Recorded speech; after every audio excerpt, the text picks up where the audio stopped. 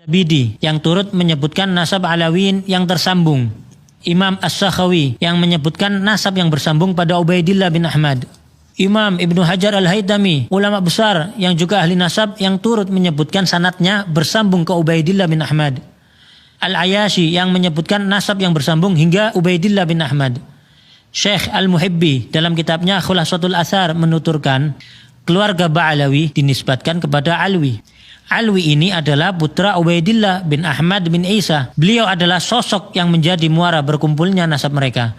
Nasab mereka telah disepakati oleh para ulama ahli tahqiq dan telah diperhatikan untuk dijelaskan oleh banyak ulama.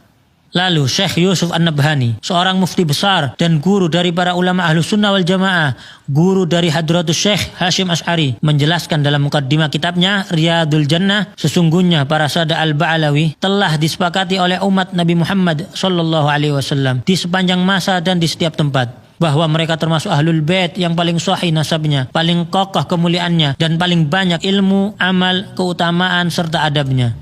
Hadratus Syekh Hashim Asy'ari bahkan mencantumkan Al-Habib Ahmad bin Abdullah As-Saggaf yang merupakan salah satu pendiri Rabithah Alawiyah dalam Qanun Asasi saat pendirian Nahdlatul Ulama. Kita tentu tidak merasa perlu meyakinkan penuduh untuk mempercayai dan menghargai para ulama-ulama tersebut, karena mereka semua bagai matahari di siang hari yang dikenal luas kejujuran dan keilmuannya. Tidak mungkin para ulama-ulama besar tersebut sengaja berbohong bersama-sama dan tidak berusaha memastikan informasi yang mereka sampaikan, apalagi Rasulullah SAW menyampaikan ancaman neraka bagi yang berbohong atas nasab.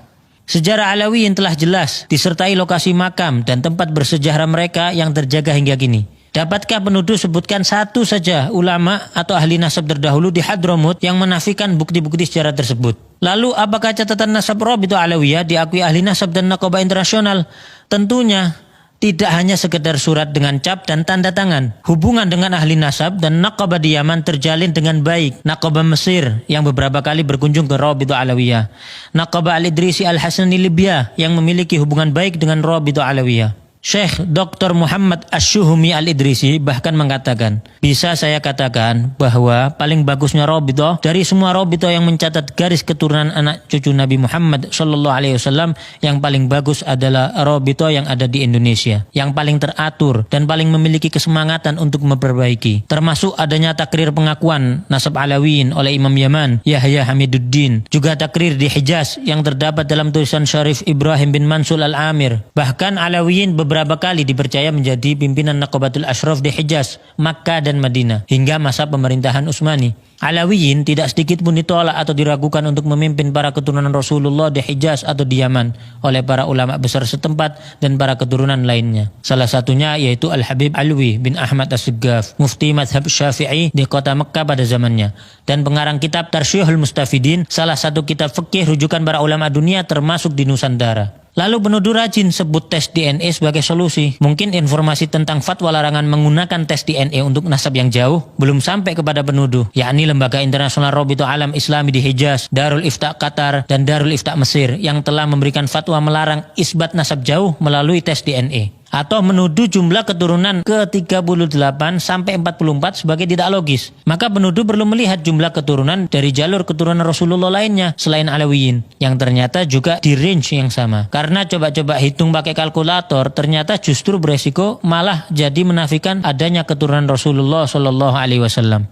Bukti bahwa nasab tersebut sudah memenuhi syarat syuhrah wal istifadhah juga tidak terbantahkan dengan tidak adanya penolakan dari abad ke abad. Juga diakui oleh para ulama besar dan ahli nasab dari masa ke masa.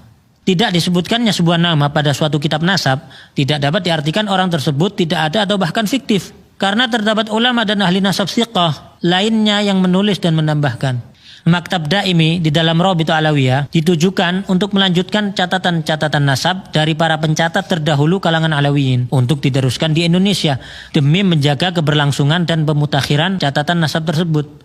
Jadi, meski didirikan tahun 1928, catatan nasab yang digunakan bersambung sanadnya dari ahli keluarga dan nasab zaman ke zaman.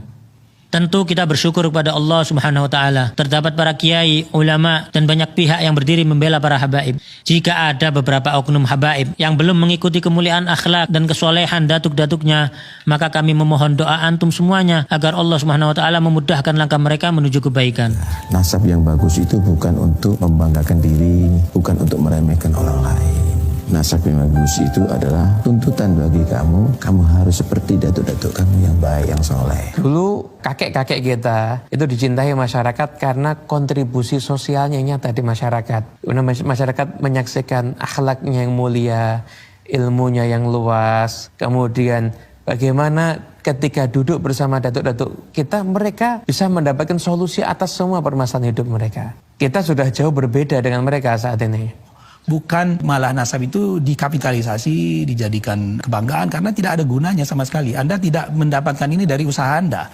Dan kepada para habaib yang telah berusaha melanjutkan estafet keilmuan, akhlak, juga kontribusi bermasyarakat sebagaimana datuk-datuknya, maka kami mohon doa agar mereka pun diberi kekuatan oleh Allah untuk dapat istiqamah. Rasulullah Shallallahu Alaihi Wasallam bersabda, barang siapa mengaku-ngaku nasab atau keturunan yang dia sendiri tidak mengetahuinya, maka jadi kafirlah ia kepada Allah. Dan barang siapa mengingkari nasab, walaupun samar nasab tersebut, maka kafirlah ia kepada Allah.